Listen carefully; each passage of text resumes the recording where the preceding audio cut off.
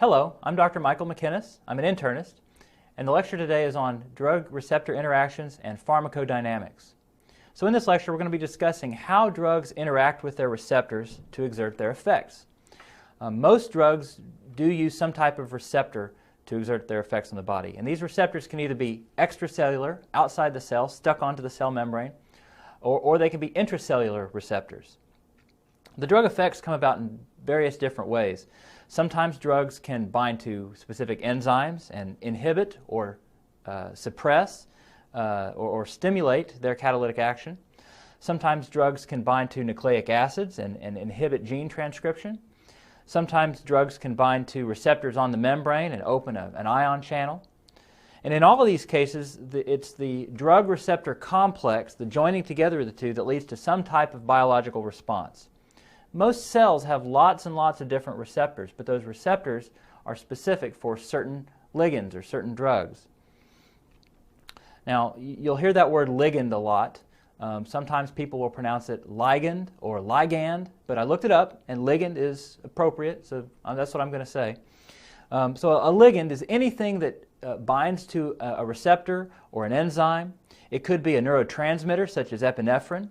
It could be other endogenous chemicals such as histamine. It could be a drug. It could be an enzyme substrate. So a ligand can be almost anything. And when a drug or a ligand binds a receptor, it causes a conformational change in that receptor. And that change in the receptor leads to a biochemical effect. As I said, it may open an ion channel and allow ions to flow into the cell membrane or across the cell membrane and into the cell, and that can affect membrane polarity. Or it could change the receptor's conformation so that it opens up a binding site in an enzymatic portion of that receptor, so that enzyme is now available to perform its action. Not all drugs use receptors. The example that is given in Lippincott is antacids such as Tums. These are chemically going to neutralize excess stomach acid. But most drugs do use some type of receptor. And then toward the end of this lecture, we're also going to touch on a topic called pharmacodynamics, which deals with how the concentrations of these drugs affect how big or how small the effect of the drug is. So let's talk about the chemistry of receptors and their ligands. So when a receptor binds to its ligand, it does so via a chemical bond of some sort. Usually these are electrostatic bonds, such as ionic bonds. Sometimes they're hydrogen bonds. Sometimes they use the weak van der Waals forces. But these are not strong covalent bonds. These are much weaker bonds. And the distance between the atoms as they interact determines how strong that bond is going to be. So if the atoms can't get very close together, it's going to have a pretty weak bond. But if the shape of the receptor and the ligand is such that the atoms can get really close, it's going to be a much, much stronger bond. And the strength of the bond determines how selective the receptor is for its ligand. Usually when these receptors bind their ligands, it's a reversible binding, but sometimes it can be irreversible. And you have to have a good fit between the receptor and the ligand. That's what allows for specificity, so that epinephrine won't bind to an insulin receptor and insulin won't bind to a histamine receptor, and so on. You'll sometimes see simplified drawings where you have a nice round cup-shaped receptor and you have a nice round ball-shaped ligand, and they'll bind together very nicely. Or you'll have a triangular receptor and a triangular ligand. That's a simplified way of thinking about this, and that's what we call the lock and key model, where the key is the ligand and the lock is the receptor, and so it has to fit just right in order to unlock the door. That's sort of an old way of thinking about this. The more modern way is something we call the induced fit model, in which the receptor actually changes its conformation, it changes its structure and its shape in order to bind to the ligand. So the ligand comes along, and the receptor may be shaped like this, and because of the interaction of that ligand, the receptor opens up to fit that ligand very, very nicely. And that conformational change of the receptor is going to actually activate the receptor. And you'll see a nice animation of this in just a moment. We see drawings of the four major families of receptors in Figure 2.2. And we're going to talk about the basics of each of these types of receptors. I will give you some specific examples for each type of receptor, but the main focus here isn't on the specific examples, it's on the basic concept of how these receptors are going to work. So don't worry about memorizing a list of every possible drug that has a specific receptor type. Just get the idea of how the receptor types work. So the type of receptor may depend on the ligand. So if you have a hydrophobic ligand, it's going to be able to diffuse through the lipid bilayer cell membrane and get into the cell. So it can actually interact with intracellular receptors. But most drugs are more hydrophilic, and therefore they can't get through that cell membrane, so they have to bind to an extracellular receptor. So there are 4 types of receptors that we're going to talk about, 4 major families of receptors. They're the ligand-gated ion channels, the G-protein coupled receptors, the enzyme-linked receptors, and intracellular receptors. And we're going to talk about each one of these in turn. So the first type of receptor we're going to look at is ligand-gated ion channels, and this is on figure 2.2a. These are ion channels that regulate ion flow across the cell membrane. And the binding of the ligand may open or close the channel. And usually these channels have a fairly rapid response. It only lasts a few milliseconds. Some examples of this type of receptor would include the nicotinic receptor, in which acetylcholine comes in and opens up the channel and allows sodium to flow into the cell, and that generates an action potential. Another example would be GABA, or gamma-aminobutyric acid. Now GABA is an important inhibitory neurotransmitter.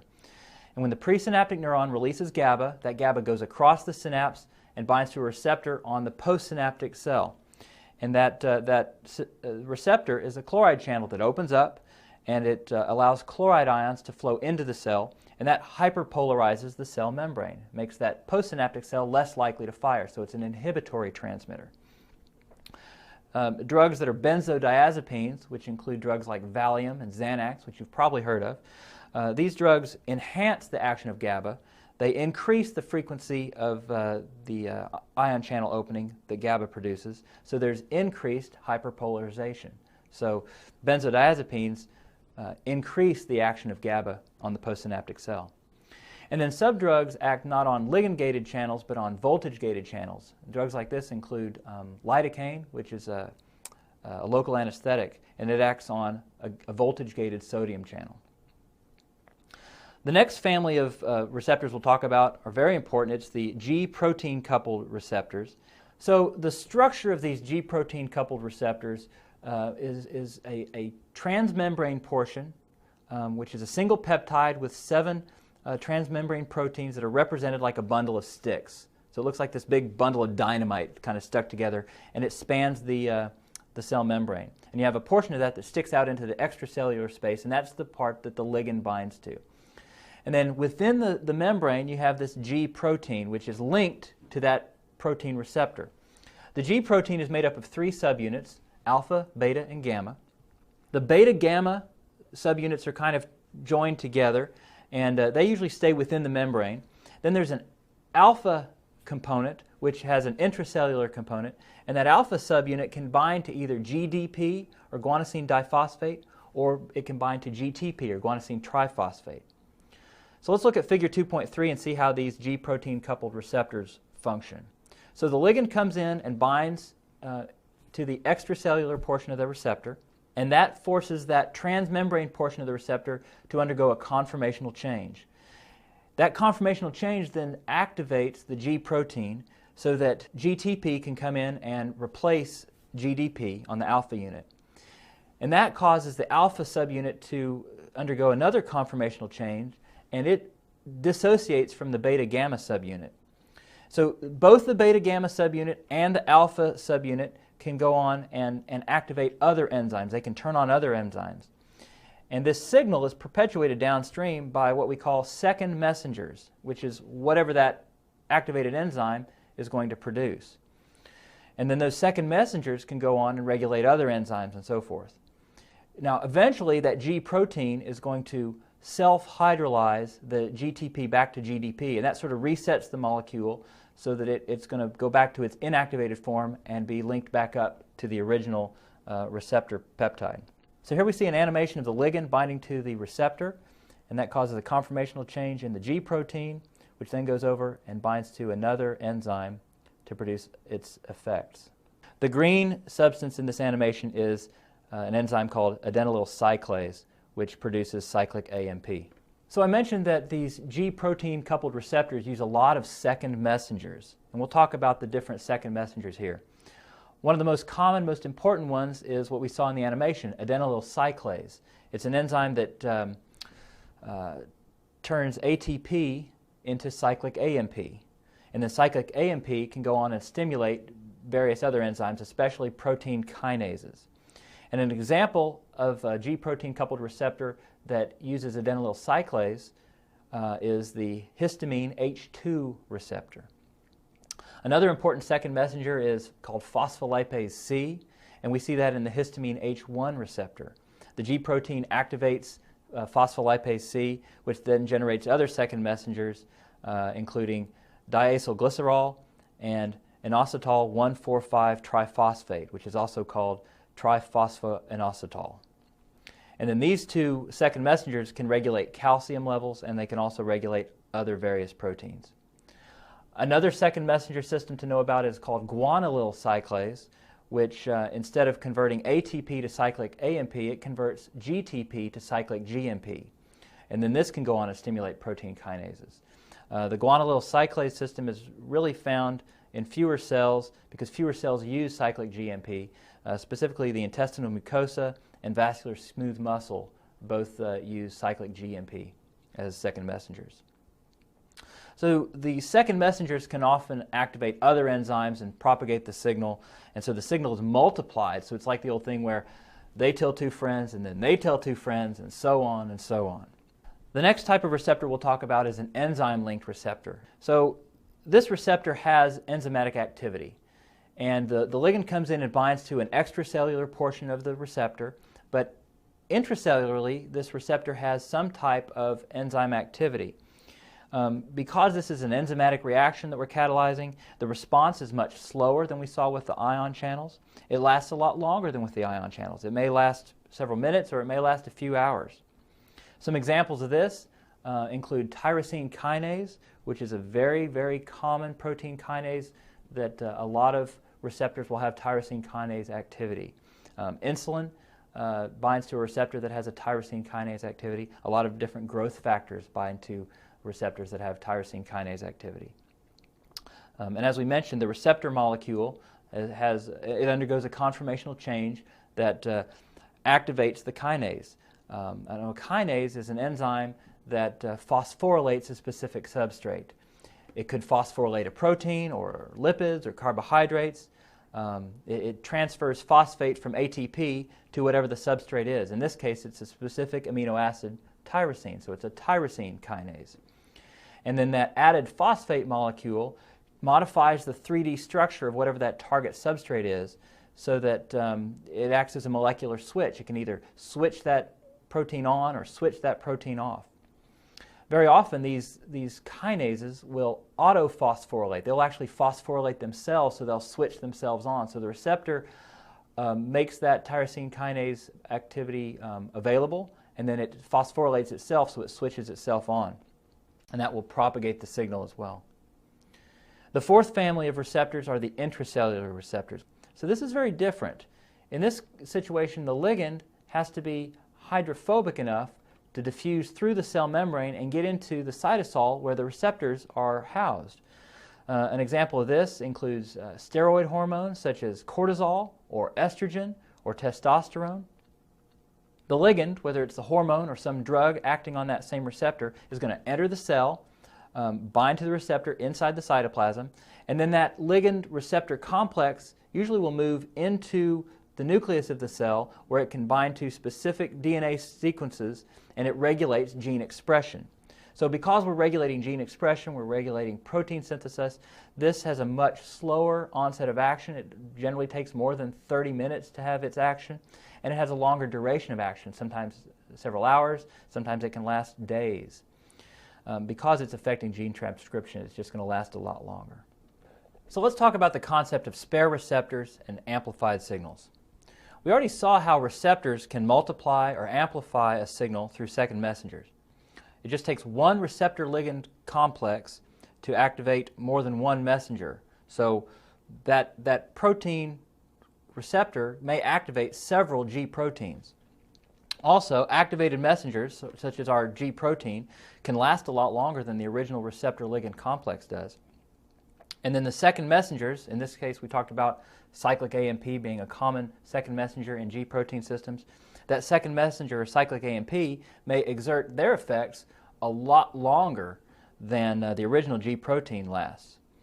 So because of this, you only need a small fraction of the receptors to be activated in order to get maximum cellular effects downstream. All the other receptors that aren't being activated are called spare receptors. So, for example, it's estimated that about 99% of the insulin receptors in the body are spare, meaning you don't have to activate them to get full effect of insulin. It gives us a huge functional reserve in order to make sure that there are plenty of opportunities to get adequate glucose into the cell, which is the role of insulin. Even if half of the cell's insulin receptors are knocked out or dysfunctional for some reason, you still have plenty of insulin receptors that are active and available to bind to insulin. But take an example of beta adrenergic receptors in the heart. It's estimated that only 5 to 10% of these receptors are spare. So in order to achieve maximum contractility, you're going to have to activate the majority of the receptors that are available.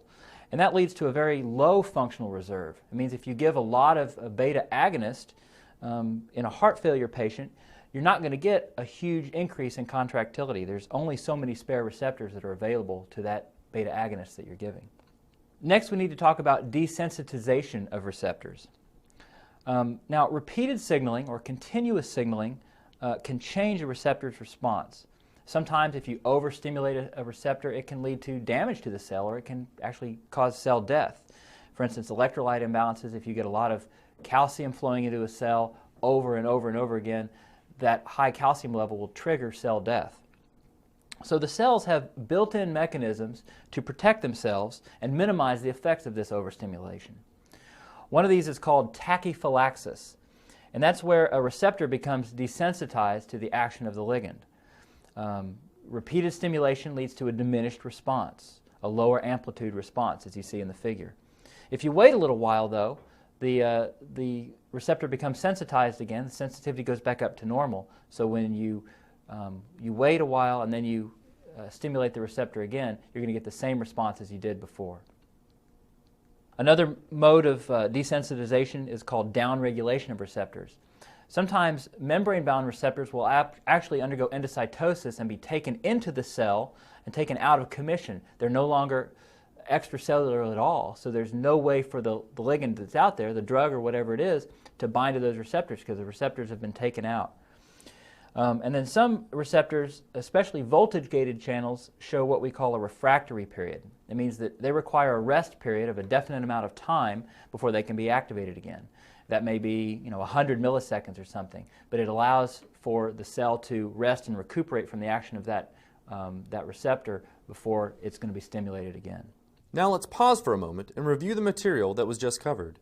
Before we do that, if you haven't already done so, this might be a good time to read your pharmacology text that corresponds to the material that was just discussed. Then together we'll go through the quick review in the study guide. What neurotransmitter opens ligand-gated channels so that chloride enters and hyperpolarizes the cell? GABA? Oh, that's right! GABA is the main inhibitory neurotransmitter in the brain, while glycine is the main inhibitory transmitter in the spinal cord. There are two kinds of GABA, GABA A receptors and GABA B receptors. It is GABA A receptors that are ion channels which increase chloride influx and hyperpolarize the cell. Also, benzodiazepines such as Valium and Xanax act on these GABA A receptors and potentiate the inhibitory effects of GABA. That's such a fun word. GABA, GABA, GABA.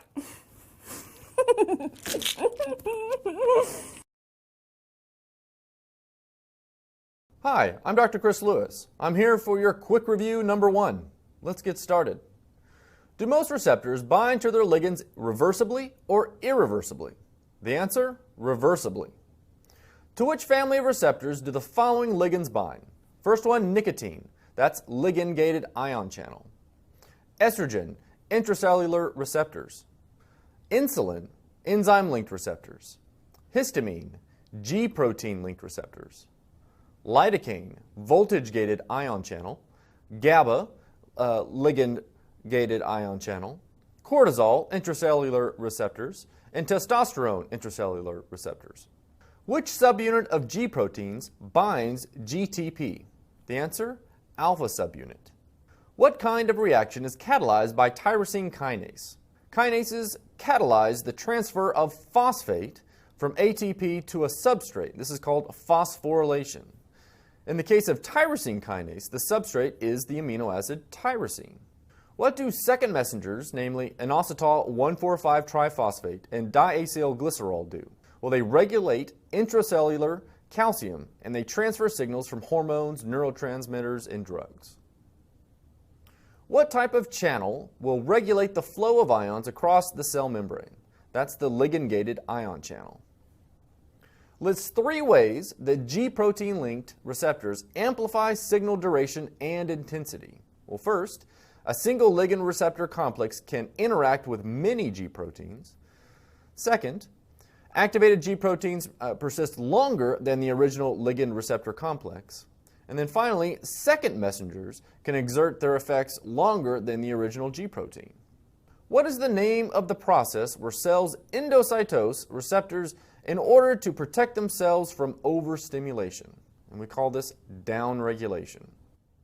That concludes quick review number 1. Now back to the lecture. So that pretty well covers ligands and receptors. Next, we're going to talk about pharmacodynamics, which goes into how the concentrations of these drugs affect the magnitude of the response you're going to get from them. So the big topic for pharmacodynamics is what we call a dose-response relationship, and this is on page 30. There are 2 main types of dose-response relationships we'll discuss, a graded dose response and a quantal dose response. So let's talk about graded dose response relationships first. Basically, this means that if you give more drug, you get more response. It's a continuous, gradual slope. Imagine we're talking about blood pressure drugs, and we're going to talk about blood pressure drugs throughout several sections of this. If you give a small dose of a blood pressure drug, you might expect a small drop in the blood pressure. If you give a larger dose, you can expect the blood pressure to fall lower. That is a graded dose response. In contrast, we'll talk about a quantal dose response, which is an all or nothing response.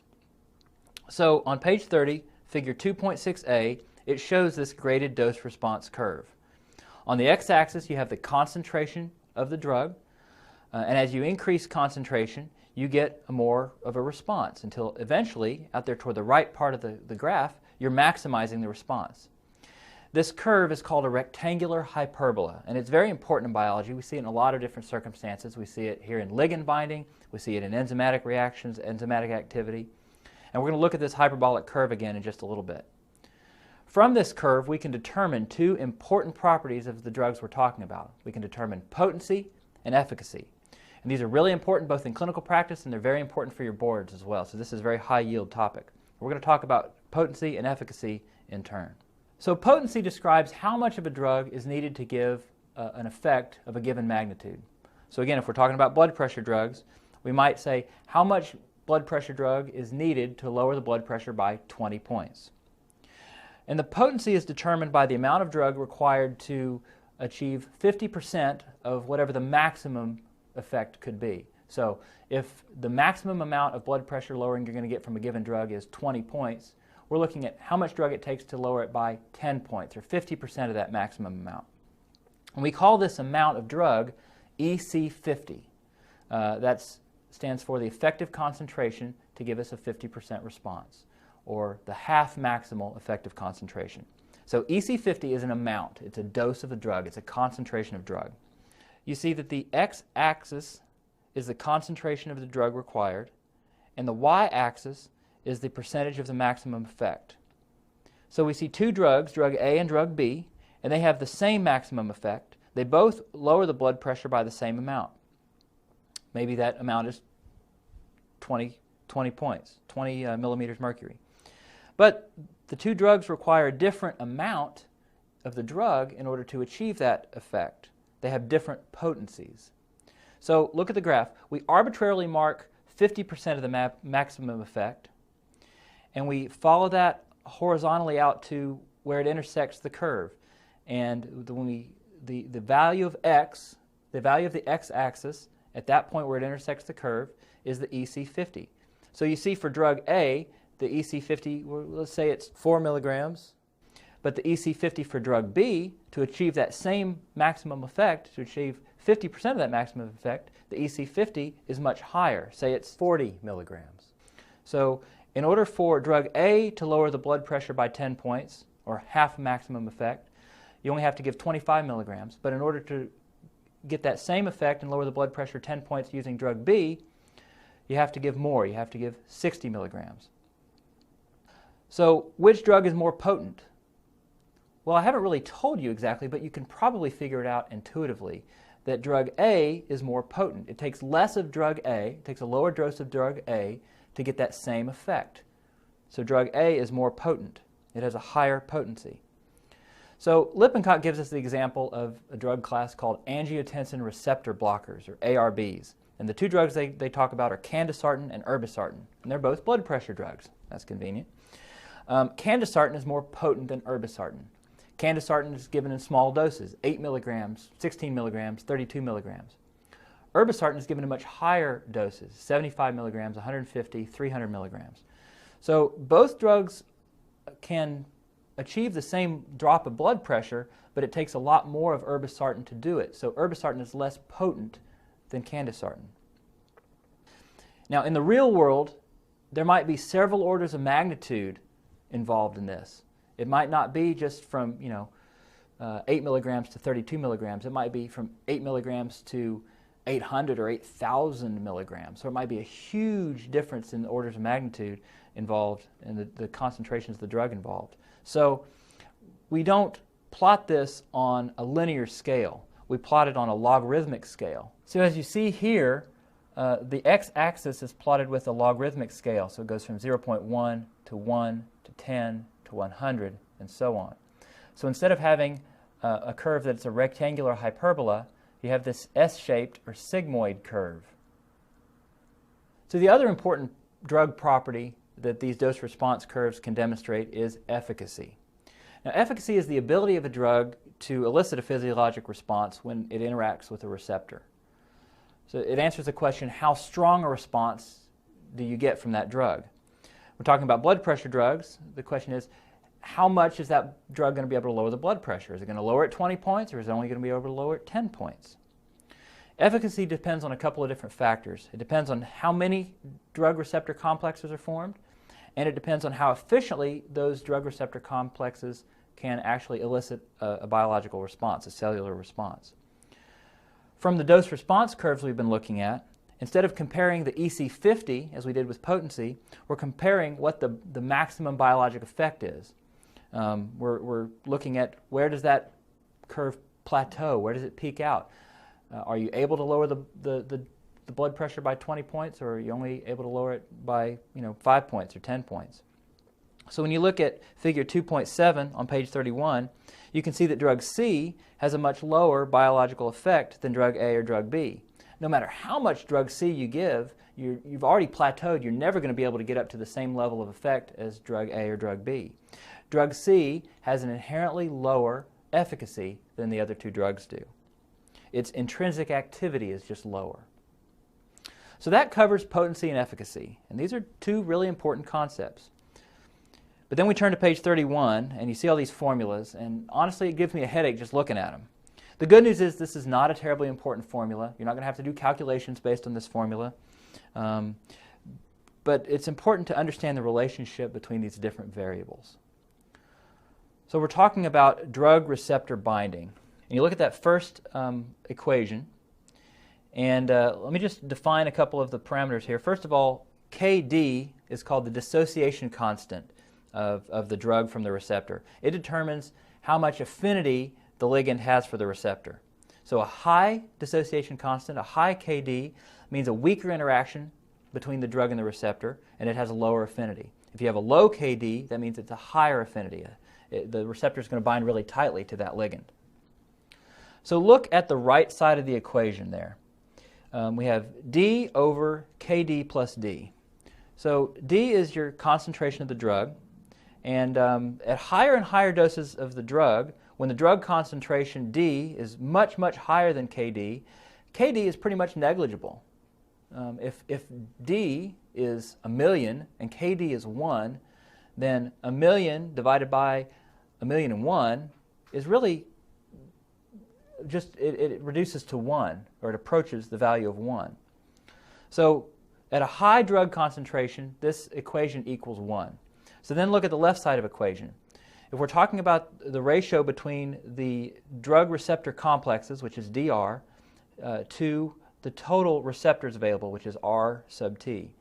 So at a value of 1, when you have a high concentration of drug and the equation equals 1, the total number of drug receptor complexes is equal to the total number of receptors, which means all of the receptors are bound to the drug. So this is a maximum effect. When all the receptors are bound, that is going to have the maximum biologic effect.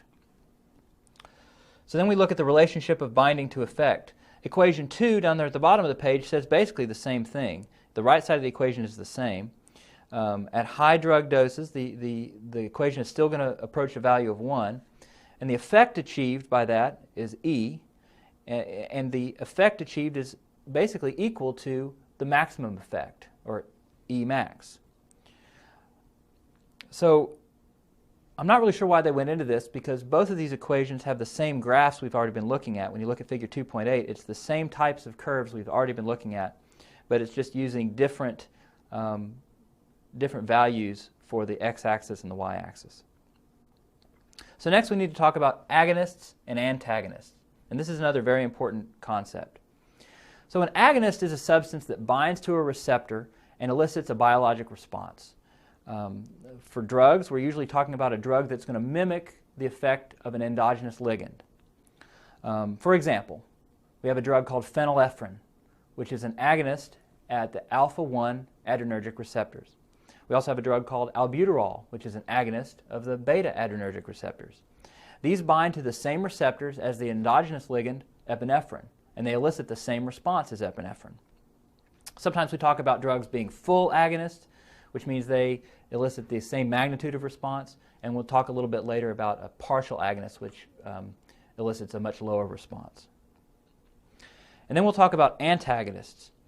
An antagonist is any substance that reduces or diminishes the receptor-mediated response. So again, for drugs, we're usually talking about a drug that is going to reduce the action of another drug or reduce the action of an endogenous ligand. It's going to oppose the action of that ligand, and it's going to prevent it from binding to the receptor. Usually antagonists have a pretty high affinity for their receptors. So we talk about competitive antagonists and non-competitive antagonists. The competitive antagonist is going to bind to the same site of the receptor as the endogenous ligand, or as the agonist does. So it's competing with that agonist for the receptor site. So that's why we call it a competitive antagonist. It's competing for the receptor site. So if we're going to stick with our blood pressure example, there's a drug called prazosin, which is an alpha receptor antagonist. It's going to compete with epinephrine at those alpha adrenergic receptors. Then we'll talk about non-competitive antagonists. This is a little bit different. It's not going to compete for that same receptor site. Non-competitive antagonists bind to the receptor at another site, which we call an allosteric site, and it is going to inactivate that receptor, so that receptor cannot bind with the agonist. It's not interfering with the agonist receptor site. It's interfering with a different site. Sometimes drugs will act as chemical antagonists, meaning it's not really binding the receptor, but it's binding to the drug. It's binding to the agonist itself and taking the agonist out of commission. And sometimes we'll talk about drugs being functional antagonists or physiologic antagonists. This means that the drug's action opposes the action of the agonist, but it doesn't really use the same receptor to do that. It's not really an antagonist in the classic sense, but the end result is the same. So the example in the book is epinephrine as a physiologic antagonist of histamine. For example, if you've got a patient who's having an allergic reaction, they're having a lot of histamine circulating, and that histamine is causing bronchospasm. Well, you may know, what do we give for an allergic reaction? We give epinephrine.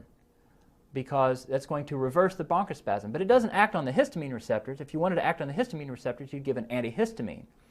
But instead we give epinephrine, which acts on the beta receptors, the beta adrenergic receptors, and that's going to reverse the bronchospasm. So it's antagonizing the effect of histamine, but it's not antagonizing the histamine receptor whatsoever. This is called a functional antagonist or a physiologic antagonist. So here we see a curve that shows the effect of a competitive antagonist. Here in red, we have the curve of an agonist by itself. It could be an endogenous agonist, like epinephrine is an agonist at adrenergic receptors, or it could be an agonist drug, like albuterol, which is an agonist at the beta adrenergic receptors. And then here the orange curve shows an antagonist given with a competitive antagonist. So to use our example, we'll use the beta adrenergic antagonist called propranolol. So the propranolol competes for the receptor binding sites so that for any given concentration of agonist, the biologic effect is reduced. So if at this dose of epinephrine you got this amount of response, when you add in the antagonist, you get a much lower response.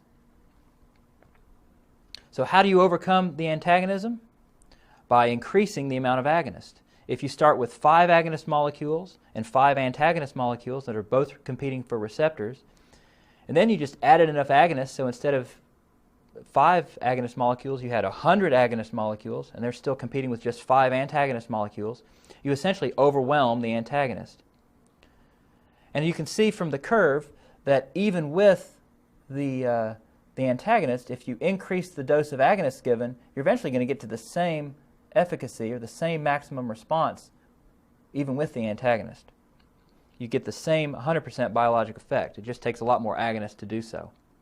So to use the concepts of potency and efficacy, the competitive antagonist has reduced potency but not efficacy. But this is only true for competitive antagonists. So now we see a curve for a non-competitive antagonist. And again, in red, we have the same curve for the agonist. And in orange, we have the agonist given with a non-competitive antagonist. So here the antagonist isn't competing for receptor sites. It's binding to the receptor at another site and changing the conformation of the receptor molecule so the agonist cannot bind.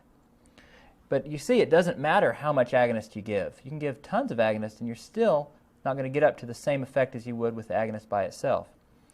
The curve plateaus at a much lower maximum effect. You could have 1,000 agonist molecules, but if all the receptors have been taken out of commission, no amount of agonist will do anything about that. The effect of the non-competitive antagonist is to reduce efficacy, but it doesn't affect potency.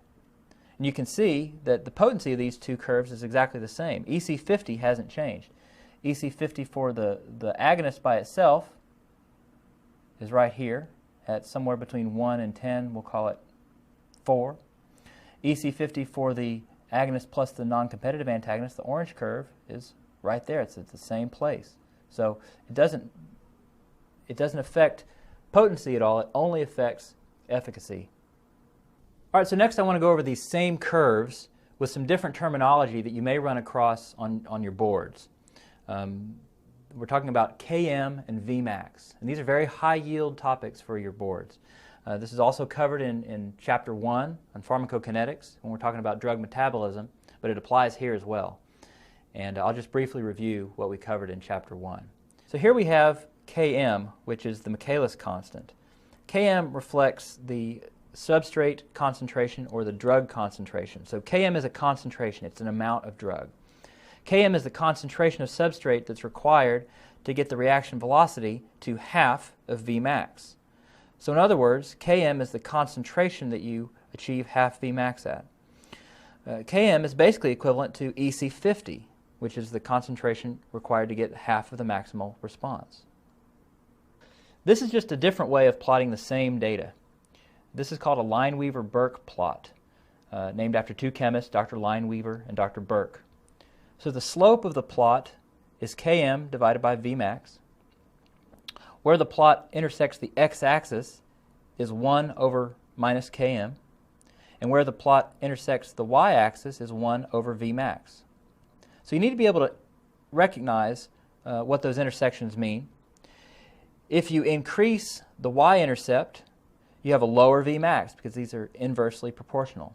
If the x-intercept moves to the right, it means you have a higher Km, which means a higher concentration of drug is required to reach half Vmax or to reach EC50. It means it's a less potent drug. So let's look at a Lineweaver-Burke plot with antagonists. On this Lineweaver-Burke plot, the yellow line is the uninhibited agonist, which is the normal value or the baseline value. When you add a competitive inhibitor, which is this graph in orange, you're not changing the y-intercept, you're not changing Vmax, you're not changing the maximum response, you're not changing efficacy with a competitive inhibitor. What's changing is the x-intercept is shifting over to the right, so you're changing Km or EC50. You're going to need more of the agonist to maximize the biological effect. And the pink graph is a non-competitive inhibitor that's added, so you're not changing Km, the x-intercept is the same. What you're changing is the y-intercept. It's higher, so you have a lower Vmax or a lower maximum effect. You have lower efficacy. You really need to know this stuff for the boards. We've had students tell us you need to know Km and Vmax like the back of your hand. This is very, very high yield. Okay, so let's go back to Lippincott for just a couple of quick things. We already briefly mentioned the idea of a partial agonist. A partial agonist has a lower efficacy than a full agonist. The maximum response is lower. The efficacy is lower. This is independent of the affinity of the ligand for the receptor. A partial agonist ligand may have higher or lower affinity for the receptor compared to the full agonist. It's just a different efficacy. It's not going to give you the full response like a full agonist would. So a partial agonist basically competes for the receptor binding site just like a competitive antagonist would. So if you have a large concentration of the partial agonist and a relatively small concentration of the full agonist, the partial agonist is going to win out. It's going to win that competition, and you're going to get an agonist response that's blunted or reduced compared to what you would with the full agonist because you're getting the effect of the partial agonist. That's what we see in Lippincott, page 2, or rather figure 210. We see that if you add enough partial agonist, you reduce the agonist effect to the level of the maximum effect of the partial agonist. And they give you the example of a neuroleptic drug called aripiprazole. That's a drug that's used for psychotic disorders such as schizophrenia. So aripiprazole has partial agonist activity at certain dopaminergic receptors. So it's going to stimulate pathways that aren't getting enough dopamine.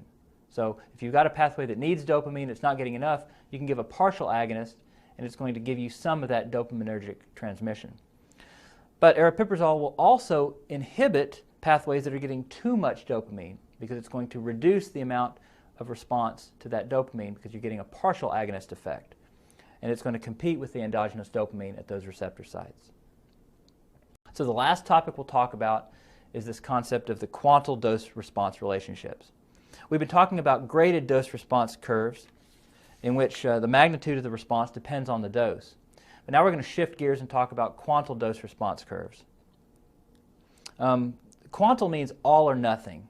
So does an individual respond at a certain dose or not? Generally, we're talking about big populations rather than individuals with this. So what proportion of the population is going to respond at any given dose? All the population, half the population, a third of the population? And you can also quantize those dose-response curves. You can say, does a given blood pressure drug drop the blood pressure by a necessary amount, a minimum amount?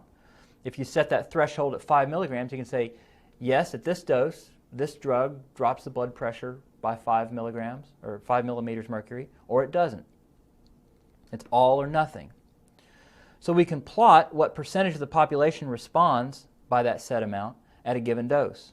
So if you look at figure 2.11 on page 33, and just ignore all the details and look at the axes and look at a single curve, you can see that the x-axis is the dose plotted on a logarithmic scale. So we have that sigmoid curve, that S-shaped curve. And the y-axis is the percentage of patients who respond. And we use this to demonstrate the concept of therapeutic index. So therapeutic index is a ratio of the toxic dose to the therapeutic dose. By convention, we don't worry about what is toxic to 100% of the population or what is therapeutic to 100% of the population. We worry about what is toxic to 50% of the population for these calculations and what is therapeutic for 50% of the population. So the formula there on page 33 is therapeutic index is equal to TD50, or the dose that's toxic to 50% of the population, divided by ED50, or the dose that's effective for 50% of the population. And this is one of those high-yield concepts you really need to know and understand. You're going to see this again on your boards. Sometimes instead of toxic dose, you might see lethal dose, or LD50. So therapeutic index is a measure of the drug's safety. The higher the therapeutic index, the more safe a drug is. Think about it, because this may not be completely intuitive. If you have a high therapeutic index, TD50, the toxic dose, is going to be much higher than ED50. That means that most people, or at least 50% of people, will have a therapeutic effect at a much lower dose than the toxic dose. And for most people, you'd expect to have to give a dose much higher than the therapeutic dose in order to get a toxic effect. So some drugs are talked about as having a very large or very wide therapeutic index. The example given is penicillin, and you see that on figure 2.11b on page 33. There's a big difference between those curves. They're widely separated. So you can give about 10 times more than the therapeutic dose of penicillin and still not get into toxicity. It has a very wide or very large therapeutic index.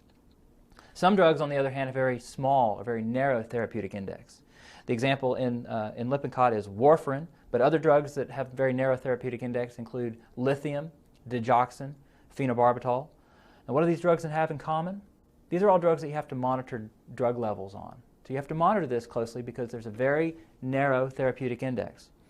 If you look at figure 2.11a, you can see that there's an overlap between those two curves.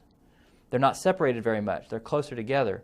And so that means that the dose required to get a therapeutic response for some patients, kind of at the upper end of that curve, of the therapeutic curve, is going to be toxic to some patients. So you may have to give enough drug to be therapeutic, but that may be enough to cause toxicity. So that drug has a very narrow therapeutic window, a very narrow therapeutic index. Now let's pause for a moment and review the material that was just covered. Before we do that, if you haven't already done so, this might be a good time to read your pharmacology text that corresponds to the material that was just discussed. Then together we'll go through the quick review in the study guide.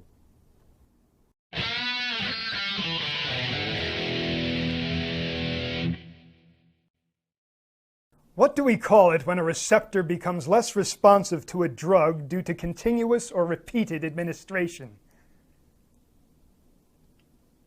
What kind of a student are you? Well, if you don't know it, look it up. Do you think I'm going to spoon-feed you your entire medical education? Take some initiative. It's all right here. Desensitization. Desensitization of receptors. Ugh, I can't even look at you.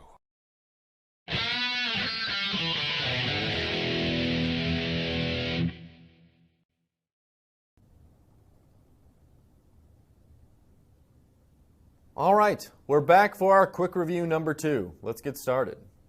What is EC50? Well, EC50 is the concentration of drug that produces an effect that is 50% of the maximum. Next, drugs A and B are both antihypertensive drugs. Drug A has an EC50 of 180 milligrams, while drug B has an EC50 of 100 milligrams. Which drug is more potent? Well, the answer is drug B. The lower the EC50 will indicate a more potent drug. Next, complete the following table. Will higher doses of the agonist overcome the inhibition? And we're comparing this to competitive antagonists and non-competitive antagonists. So for this one, the competitive antagonist, the answer is yes. For the non-competitive antagonist, the answer is no. Does the antagonist bind the receptor at the same site as the agonist? For competitive, the answer is yes. For non-competitive, the answer is no. What effect does the antagonist have on the efficacy of the agonist? For competitive antagonist, no effect. For the non-competitive antagonist, it's reduced. What effect does the antagonist have on potency of the agonist? For competitive antagonist, the answer is reduced. For non-competitive antagonist, the answer is no effect. Label the following plots as either competitive or non-competitive inhibition. Well, our chart on the left here, you see our top curve and our bottom curve. So the top curve will be A, a competitive, and the bottom one will be B, non-competitive. On the right side, with our three lines. The very top line will be A, non-competitive, and the bottom line will be B, competitive. What is the formula for therapeutic index? Well, therapeutic index will equal TD50 divided by ED50. So you've got your toxic dose divided by your effective dose. Now, sometimes you'll see LD interchanged for TD, and that'll be lethal dose as opposed to toxic dose. Drugs that oppose the action of the agonist but do not use the same receptor are called what? These are the functional antagonists. Next, drugs that bind to the allosteric site are called what? And these are also known as our non-competitive antagonists. And that's going to conclude our quick review number 2. Now's a good time to pause the video and complete the in-session quiz. Then restart the video and we'll go through the quiz together.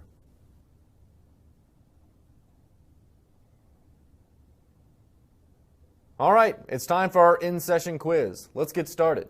Put the following steps of G protein signaling in chronological order. Well, the first thing that happens is unoccupied receptor does not interact with GS protein. The next in order is occupied receptor changes shape and interacts with GS, which releases GDP and binds GTP. Next is alpha subunit of GS protein dissociates and activates adenylyl cyclase. And then finally, GTP on the alpha subunit is hydrolyzed to GDP and adenylyl cyclase is deactivated. Next, why is cortisol able to bind to intracellular receptors? Well, cortisol is hydrophobic. Another way of describing it would be lipophilic, so it loves lipids. So this can now diffuse through cell membranes, which is a hydrophobic lipophilic entity. So it can interact then with the intracellular receptors in the cytosol. Define potency and efficacy. Well, potency is a measure of the amount of drug needed to produce an effect of a given magnitude. So what dose is required to achieve 50% of the maximal biologic effect? Efficacy is the ability of a drug to elicit a physiological response. So in other words, what is the magnitude of that maximal biological effect? Next. Drugs X and Y are both antihypertensive drugs capable of lowering the systolic blood pressure 20 millimeters of mercury. Drug X has an EC50 of 50 milligrams, while drug Y has an EC50 of 100 milligrams. How much would you expect a 50 milligram dose of drug X to lower a patient's systolic blood pressure? So 50 milligrams of drug X should produce a half maximal response, lowering the systolic blood pressure by 10 millimeters of mercury. Which drug is more potent? Well, drug X has a lower EC50, and this indicates a higher potency. Drug Z is capable of lowering the systolic blood pressure 25 millimeters of mercury. Compared to drug X, does drug Z have greater potency or greater efficacy or both? Well, drug Z has greater efficacy than drug X, but you can't compare potency in the drugs with different efficacies. What is the difference between a competitive antagonist and a non-competitive antagonist?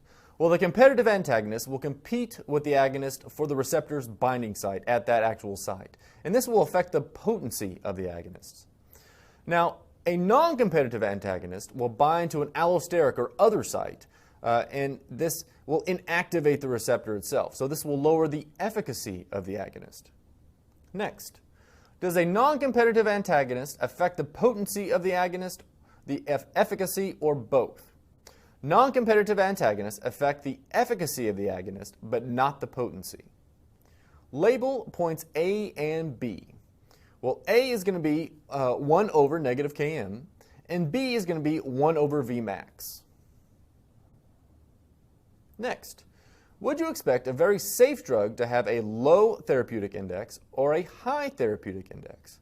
Well, you're going to expect a high therapeutic index, or a broad or a wide therapeutic index is another way of describing it, and this will indicate greater safety. List 4 drugs with low therapeutic index. So that means that their toxicity dose is very close to their effective dose. Now, the 4 medicines that we talked about in this lecture are warfarin, lithium, phenobarbital, and digoxin. So these are risky medications. And what do all 4 of these have in common? Well, we all measure levels in these medications to make sure you don't get to that toxicity dose. How does a partial agonist work in comparison to a full agonist? Well, a partial agonist is less efficacious in general than the full agonist, but it can also have the same, less, or more affinity, or in other words, the ability to bind to that receptor than the full agonist.